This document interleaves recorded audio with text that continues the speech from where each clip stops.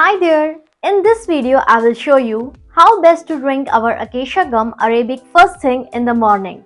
This way the prebiotics reach your intestines and colon much quicker.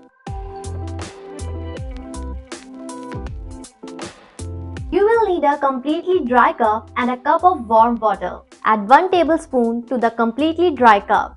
Add warm water to the cup as you stir with a spoon so it will dissolve better.